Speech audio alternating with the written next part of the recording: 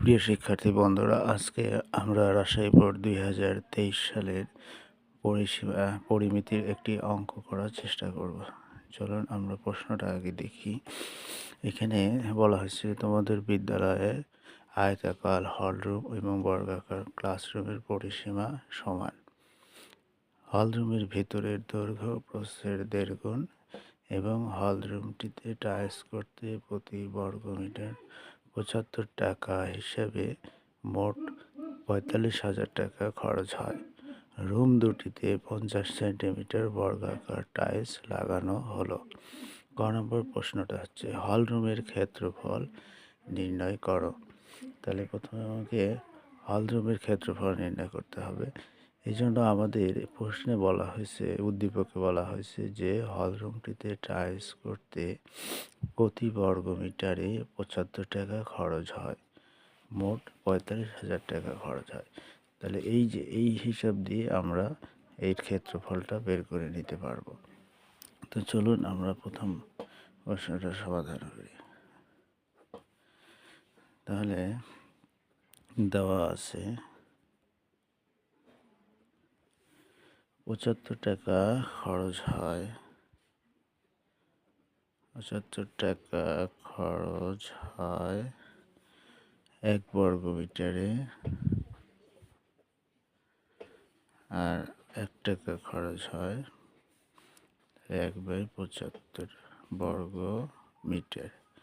একই হয়, তাহলে মোট খরচ হয়েছে 45,000 টাকা। 45,000 টাকা খরচ হয়, তাহলে এবার বেশি হবে। তাহলে 45,000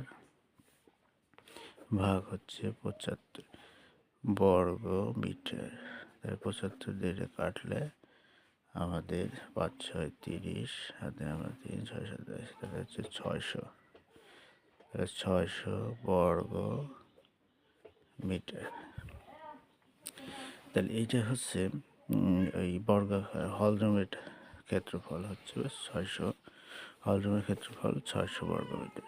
এরপরে আমরা খ প্রশ্নে চলে যাব। হলরুমের ভেতরের পরিসীমা নির্ণয় করো।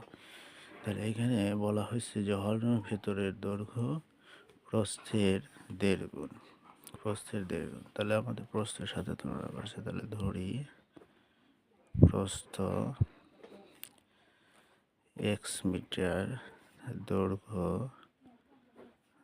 হচ্ছে এই প্রস্থের 1.5 গুণ, তাহলে 1.5 x মিটার।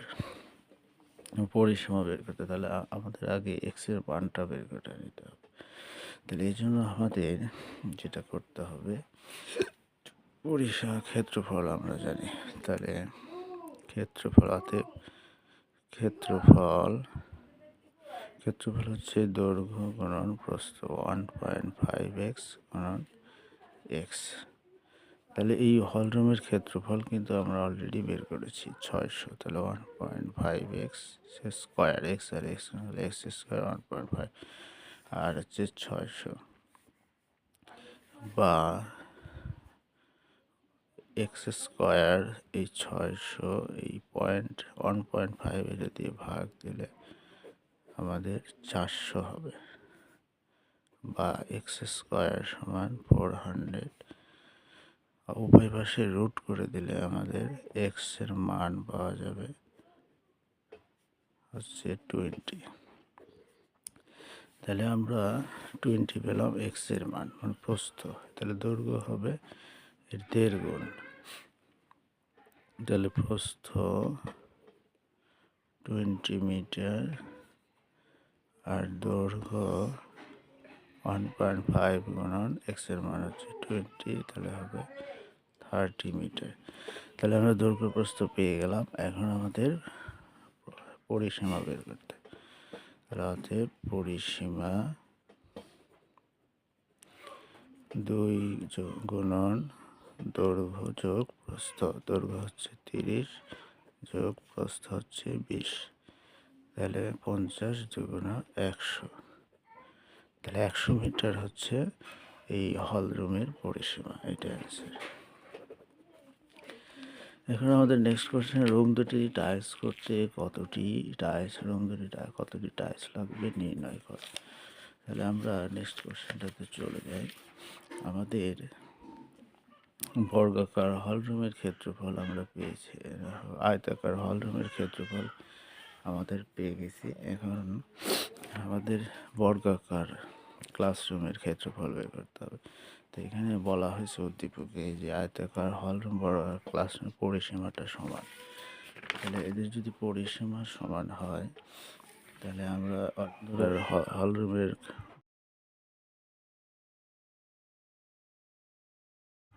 পরিসীমা বর্গাকার ক্লাসরুমের পরিসীমার সমান। তাহলে আমাদের অলরেডি বের করা আছে, খ প্রশ্নে আমাদের বের করেছি যে আয়তাকার হলরুমের পরিসীমা হচ্ছে 100। তাহলে এটাই হবে বর্গাকার ক্লাসরুমের পরিসীমা। বর্গাকার ক্লাসরুমের পরিসীমা 100। তাহলে বর্গাকার ক্লাসরুমের পরিসীমা আমরা পেয়ে গেছি 100। তাহলে সূত্র আমরা জানি বর্গাকার ক্লাসরুমের পরিসীমার সূত্র হচ্ছে যে 4 গুণন 1 বাহুর দৈর্ঘ্য, 4 ইন্টু বাহু সমান হচ্ছে 100। তাহলে বাহু সমান আমরা 100 ভাগ 4 25। তাহলে একটি বাহু 25 মিটার। তাহলে এর ক্ষেত্রফল ক্লাসরুমের ক্ষেত্রফল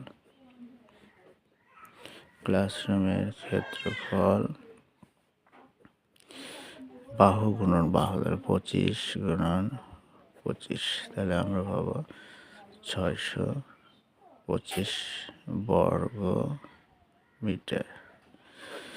তাহলে ক প্রশ্নে আমাদের হলরুমের ক্ষেত্রফল 600 আর ক্লাসরুমের ক্ষেত্রফল 600।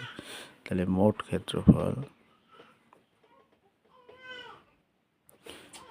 600 যোগ 625, তাহলে হচ্ছে 1225 বর্গ মিটার। এখন একটি টাইলসের রুম দুটিতে 50 বর্গাকার টাইলস লাগানো হলো। তাহলে 1 সেন্টিমিটার বর্গাকার। তাহলে এখানে বাহুর দৈর্ঘ্য 50। তাহলে এটাকে আমরা ক্ষেত্রফলে নিয়ে যাব। তাহলে একটি টাইলস, তাহলে টাইলসের দৈর্ঘ্য, টাইলসের